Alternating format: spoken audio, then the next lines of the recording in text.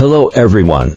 The chairman of the NATO Military Committee, Rob Bauer, warned that if Trump were to bring the Russia-Ukraine conflict to a halt and allow Russia to win, it might trigger a global crisis. Don't you think there's something self-contradictory about this? Stopping the war would lead to a global crisis.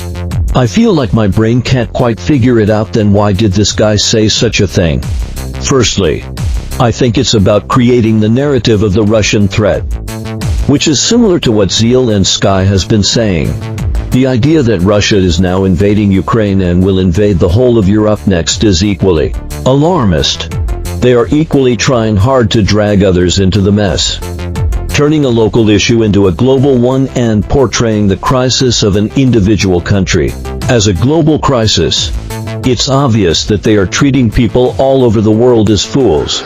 Right. This way, it's convenient for NATO to continuously get involved in the conflict and achieve long-term profits, which is what we call making money from the war. Profiting from others' misfortunes, however, in my opinion, Ukraine is not equivalent to Europe, and Europe is certainly not equivalent to the whole world. Secondly, theoretically speaking, NATO has had no reason to exist since the disintegration of the Soviet Union, and Trump has intended to withdraw from NATO.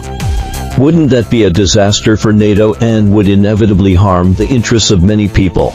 Therefore, in order to maintain its existence, NATO has been instigating geopolitical conflicts over the years. Now that Trump has come to power, can Bauer's words be understood as using the security of Europe to threaten the whole world for the sake of NATO's survival? After all, both World War I and World War II started in Europe. Only from this perspective can Bauer's words not seem self-contradictory. Don't you think so?